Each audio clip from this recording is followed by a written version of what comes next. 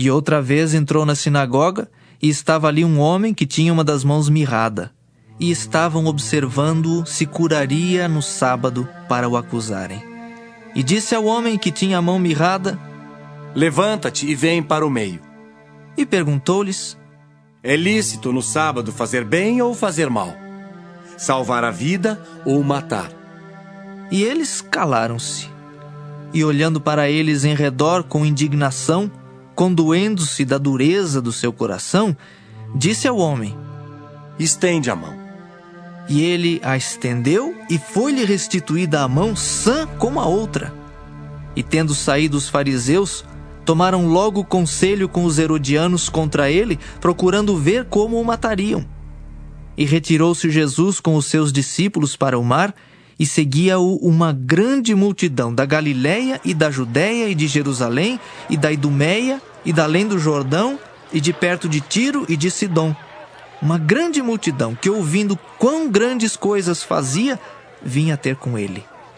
E ele disse aos seus discípulos que lhe tivessem sempre pronto um barquinho junto dele, por causa da multidão, para que o não comprimisse, porque tinha curado a muitos de tal maneira que todos quantos tinham algum mal se arrojavam sobre ele para lhe tocarem.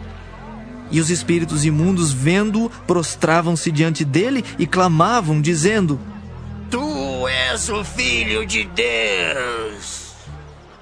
E ele os ameaçava muito para que não o manifestassem.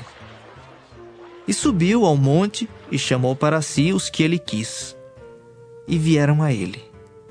E nomeou 12 para que estivessem com ele e os mandasse a pregar e para que tivessem o poder de curar as enfermidades e expulsar os demônios.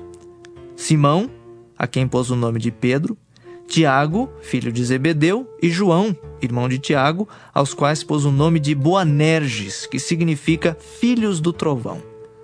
André e Filipe, e Bartolomeu, e Mateus, e Tomé, e Tiago, filho de Alfeu, e Tadeu, e Simão, o Zelote, e Judas Iscariotes, o que o traiu. E foram para uma casa.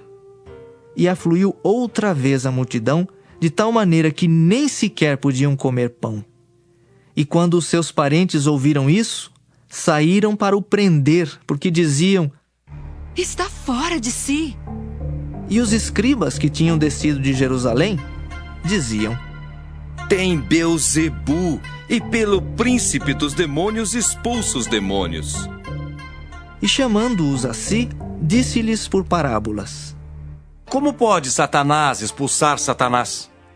Se um reino se dividir contra si mesmo, tal reino não pode subsistir. E se uma casa se dividir contra si mesma, tal casa não pode subsistir.